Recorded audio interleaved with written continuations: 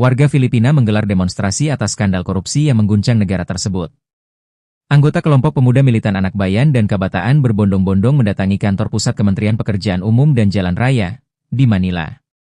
Seorang aktivis mengatakan, mereka menggelar demonstrasi untuk mengekspresikan kemarahan mereka terhadap praktik koruptif di DPWH.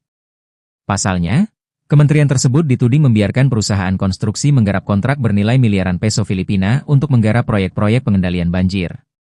Beberapa spesifikasi proyek tersebut di bawah standar yang tidak layak diterima oleh masyarakat Filipina. Bahkan, ada pula proyek fiktif. Sebelumnya, Presiden Filipina mengungkap bahwa 15 perusahaan konstruksi telah menguasai beberapa proyek pengendalian banjir, tetapi tidak membuahkan hasil yang diinginkan.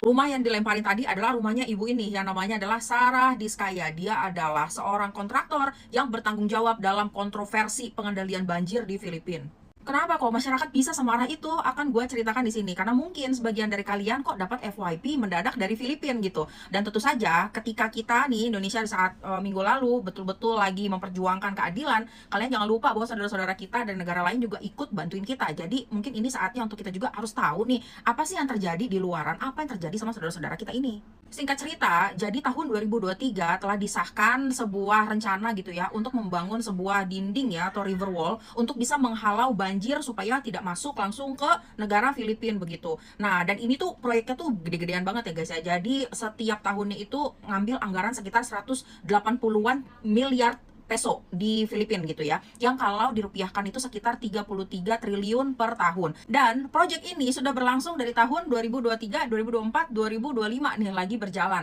Tentu aja di saat itu yang negara dan juga masyarakat menyambut dengan hangat ya, kayaknya wah asik nih, akhirnya kita bisa terbebas dari banjir. Tapi kenyataannya dari Departemen Keuangan Filipina ngecek bahwa ada yang nggak beres dalam konstruksi ataupun proyek ini gitu ya, dan dibilang bahwa negara terus-menerus kehilangan uang. Setelah itu akhirnya si pihak dari Departemen Keuangan ini turun ke lokasi dan lihat bahwa kok pembangunannya kayak gini. Kalian bisa lihat nggak sih, cuman kayak apa tuh, kayak dipasangin besi-besi kayak ya whatever lah ya itu gitu ya, dan ngajakin si presiden untuk langsung mengunjungi lokasi di sana. Tentu aja presiden itu marah banget ya, terus dia tuh kayak yang betul-betul bilang tolong ini diusut tuntas, gue nggak mau tahu bahwa orang yang bertanggung jawab ya ke Kongres gitu diadilin gitu. Kan pembangunannya itu ada di beberapa kota di Filipina secara serentak. Nah, ini ada salah satu bangunan lagi, bahkan tidak ada banjir, bangunan ini kolaps sendiri.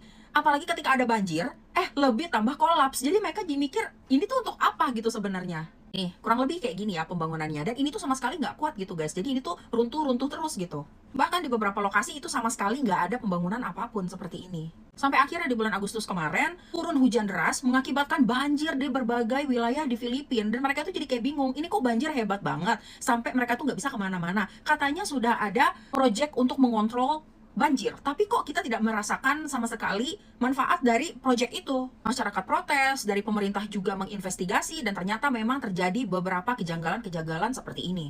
Yang diduga bahwa kontraktor dan juga para kongresmen ya, mungkin kongresmen tuh di kita tuh kayak DPR-nya gitu ya, melakukan korupsi. Mungkin beberapa dari kalian juga dapat FYP di mana anak-anak pejabat ini tuh lagi disorot ya, betul-betul disorot, kayak ngomongin bahwa lihat nih mereka memakai barang bermewah-mewahan, sementara rakyatnya itu kebanjiran, rakyatnya itu susah cari makan, susah dapat lapangan pekerjaan. Ya mirip-mirip keadaan di sini juga gitu guys. Di netizen di Filipina itu mengekspos apa saja mereka punyai, mereka udah pergi kemana aja, pernyataan-pernyataan mereka. Salah satunya Gela Alonte ini ya, jadi ada video lamanya dia yang kembali muncul ketika dia bilang bahwa ya gimana ya, saya ini kan anak dari dinasti politik ya saya tahu sih itu memang kontroversial, dia ngomong kayak gitu. Nah, berdasarkan sumber yang gua baca, katanya sih itu video lama gitu ya, tapi netizen itu benar-benar nyerang dia dari pernyataan itu yang memang tidak menunjukkan empati sama sekali. Nah, anak-anak ini ya, Jelalonte, Claudine Ko, Jamie Cruz, Encisco Sister, dan banyak lagi, mereka itu kayak jadi bulan-bulanannya netizen Filipina saat ini.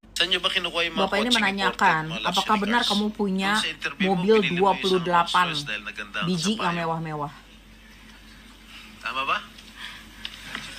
Sir, yes po. Dan ibu ini jawabnya iya gitu ya. Nah, ini yang tadi yang gue bilang si Sarah yang menjadi kontraktor yang bertanggung jawab untuk urusan pencegahan banjir tadi. 28 po. 28 lang. Ano yun? Jadi ternyata dia hidup bermewah-mewahan gitu guys. Nah, rumahnya Saradiskaya yang tadi diserang ya, yang hari ini diserang, itu ternyata mereka terinspirasi dari Indonesia, guys.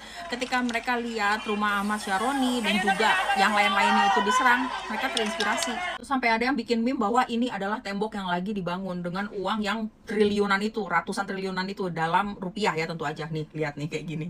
Nah, ini adalah list lengkap ya, anak-anak yang lagi di shame gitu ya, atau lagi disorot, anak-anak kongresmennya itu. Nih, udah sampai didoxing sedemikian rupa. Nah, menurut kalian gimana guys mengenai kasus ini?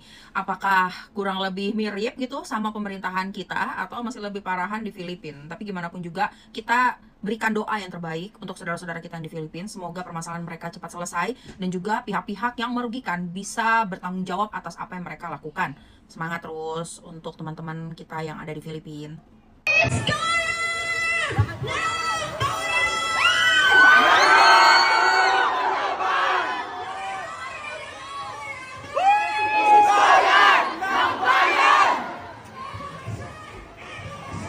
Karapatan ng mamamayan!